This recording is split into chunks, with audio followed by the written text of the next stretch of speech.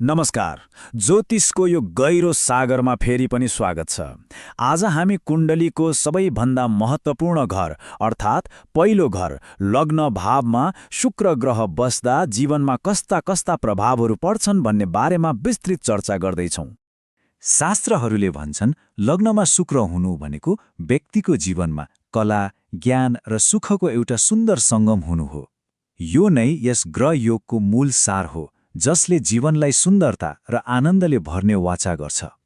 ल अब सुरु गरौँ यसको सबैभन्दा पहिलो प्रभावबाट। आखिर लग्नमा शुक्र हुँदा व्यक्तित्व र जीवनको समग्र सुखमा कस्तो असर पर्छ? सुरुमा यही कुरालाई हेरौँ। भृगु सूत्र जस्ता पुराना ग्रन्थहरूले त स्पष्टै भनेका छन्, जसको लग्नमा शुक्र छ त्यस व्यक्तिसँग एउटा गजबको चुम्बकीय व्यक्तित्व हुन्छ र जीवनमा सुख सुविधाहरू पनि प्रशस्तै हुन्छन्। यो भनेको बाहिरी सुन्दरता मात्रै होइन, भित्रैदेखि एक किसिमको सन्तुष्टि र खुसी मिल्ने कुरा हो। तर यो सबै सुन्दरता र सुखको पछाडि के रहस्य लुकेको छ त?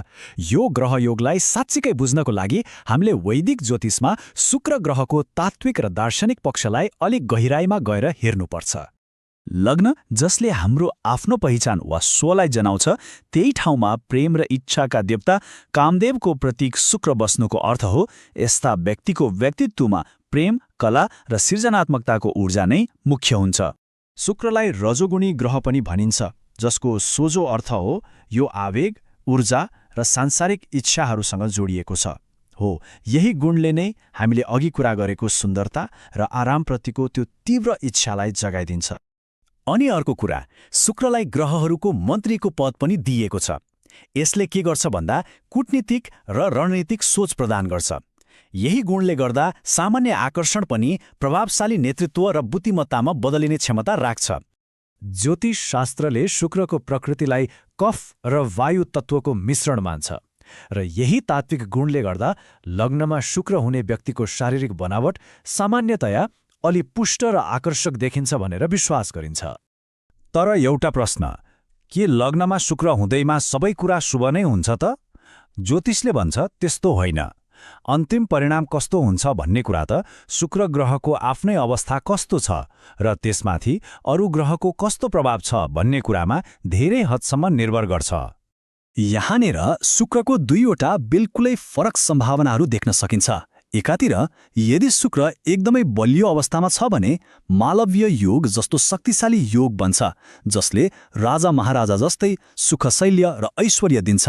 तर अर्कोतिर त्यही शुक्र यदि कमजोर वा पाप ग्रहबाट पीडित छ भने त्यसले मानिसलाई नैतिक र शारीरिक समस्याले भरिएको जीवनतिर धकेल्न पनि सक्छ।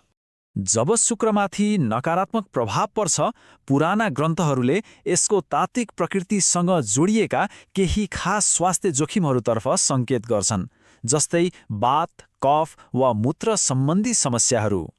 तर यसको ठिक उल्टो, यदि अरू ग्रहहरूको स्थिति अनुकूल भयो भने यसले असाधारण रूपमा शक्तिशाली राजयोग पनि बनाउन सक्छ। जस्तै भृगुसूत्र भन्छ, लग्नमा शुक्र र चौथो घरमा शुभ ग्रह भयो भने त पद, प्रतिष्ठा र धनको लागि यो एकदमै शुभ संयोग बन्छ। अब एउटा अझै रोचक पक्ष हेरौँ है त। पुराना ऋषिमुनि अर्थात् आचार्यहरूबीच पनि लग्नको शुक्रको फल कस्तो हुन्छ भन्ने बारे फरक फरक मतहरू थिए। ती मतभेदहरूले यो योगको जटिलतालाई झनै प्रष्ट पार्छन्। यो तालिकाले त्यो बहसलाई एकदमै राम्रोसँग देखाउँछ। के लग्नमा शुक्र हुने व्यक्ति खासमा पवित्र हुन्छ वा कामुक हुन्छ वा विद्वान हुन्छ? यसको उत्तर कुन शास्त्रीय ग्रन्थलाई आधार मानिएको छ भन्नेमा निर्भर गर्छ, जसले ज्योतिषको व्याख्यामा कति धेरै विविधता छ भन्ने देखाउँछ। महान ऋषि जैमिनीले त एउटा बिल्कुलै फरक र अद्वितीय दृष्टिकोण दिनुभएको छ। उहाँका अनुसार यदि शुक्र आत्मकारक ग्रह बनेर एउटा विशेष स्थितिमा बसेको छ भने यसले व्यक्तिलाई ठूलो राजनीतिक शक्ति र लामो ऊर्जावान जीवन समेत दिन सक्छ। ल, यी सबै पक्षहरूको विश्लेषण गरिसकेपछि लग्नमा शुक्र हुनुको मुख्य सन्देश के हो त? हामीले के बुझ्नुपर्छ? यसको मुख्य सन्देश यो हो कि लग्नमा शुक्रको उपस्थिति भनेको सौन्दर्य, बुद्धि र इच्छाको एउटा जटिल प्रतीक हो। तर यसको अन्तिम स्वरूप कस्तो देखिन्छ भन्ने कुरा एउटा ग्रहले मात्र होइन, पुरै कुण्डलीको समग्र विश्लेषणले निर्धारण गर्दछ।